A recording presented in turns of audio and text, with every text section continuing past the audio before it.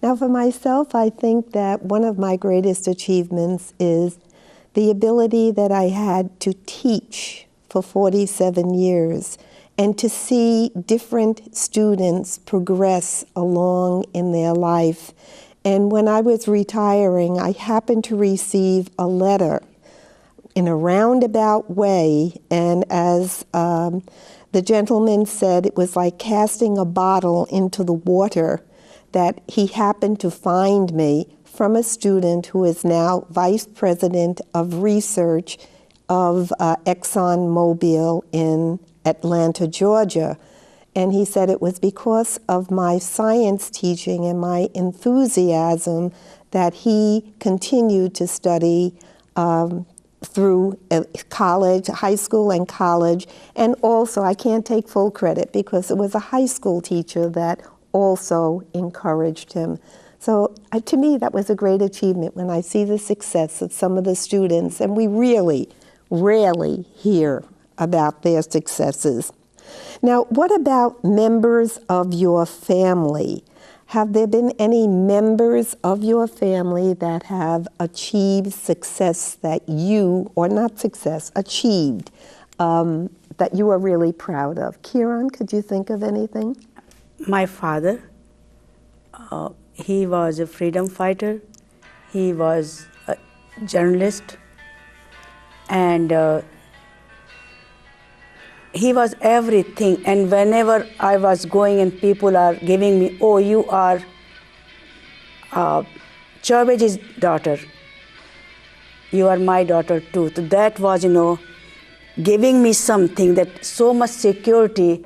My God, how many people, they know my dad. Wherever I was going in my state, everywhere his name was there. That was giving me some kind of, I should not do anything to let him down, his name down. That he is my hero, though he is now in heaven. But whenever I feel something, he is always there to guide me. Isn't that a wonderful thought? And how about you, Anne? My son, I'm very proud of my daughter, but my son, he had 3 children, and he and his wife brought him up beautifully. Especially, he had her stay home from work and take care of the children, and he was the breadwinner, but he put 3 children through college with no grants or anything, one by one. At one time, all 3 of them were in college.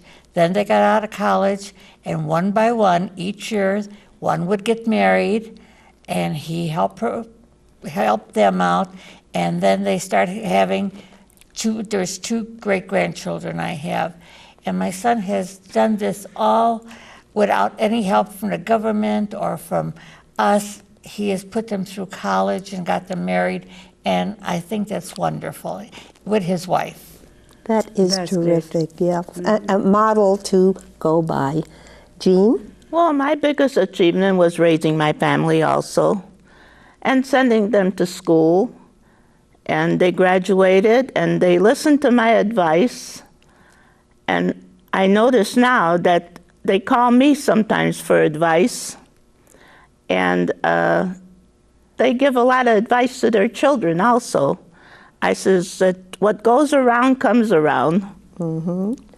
And it is a wonderful thought to know that it's a wonderful still looking thought up to you. That they all grew up, finished college, and got their degrees and everything. I said, I'm just proud of them all.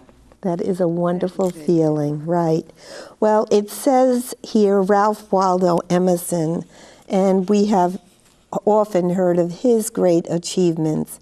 He said, to be yourself in a world that is constantly trying to make you something else is the greatest accomplishment.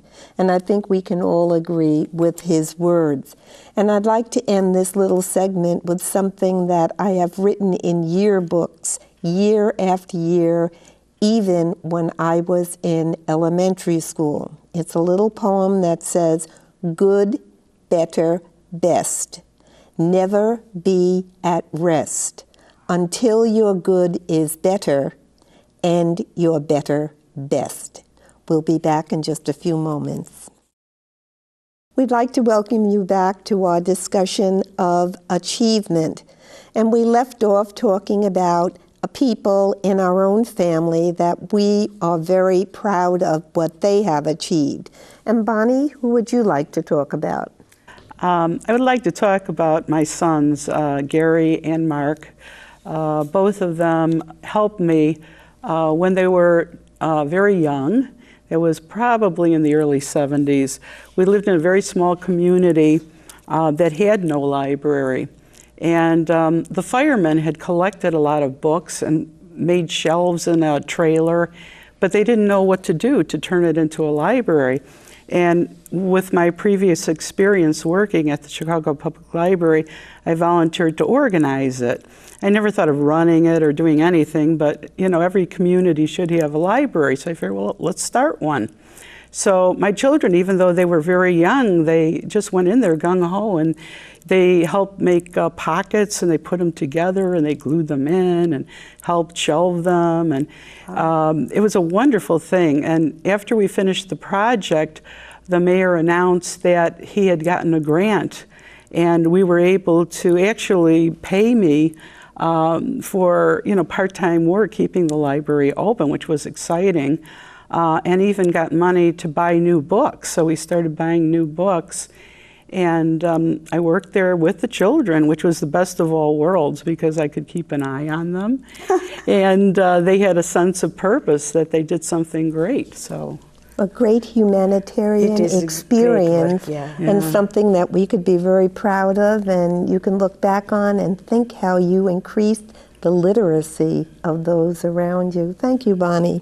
Well, we have talked about personal and family achievements. Now we're going to look at some famous people, although we've seen a few pictures of them, and not so famous people who have achieved great things.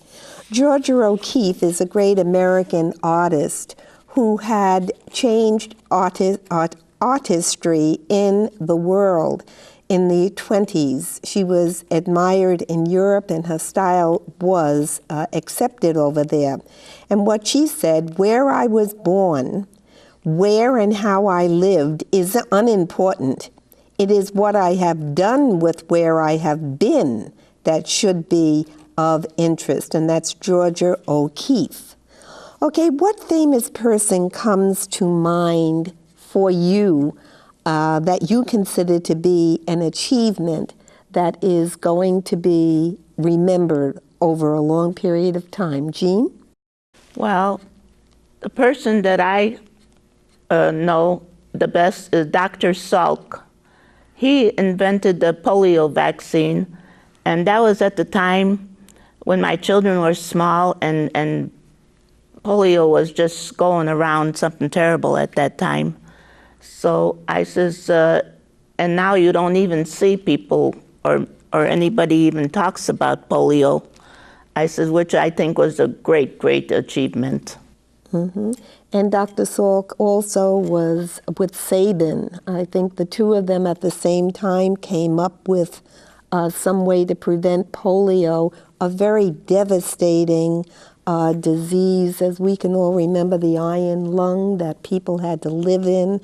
Many advances have been made. That is very yes, true. I said so many of my friends had, a couple of my friends had children that had polio and were crippled with it, and I said it was just terrible, and I was just terrified at that time because my children were small at that time. Right. Well, I remember every time the doctor came to the house, the first thing she did was raise our arms and our legs to make sure they were moving. And how about you, Ann? Franklin Roosevelt. For some reason, I noticed him when I was very, very young. And even when he passed away, I was like 5, 6 years old, and I cried. I felt something for this man, how much he was achieving in a wheelchair, that he was handicapped, and yet he could do so much. That's who kind of comes to my mind.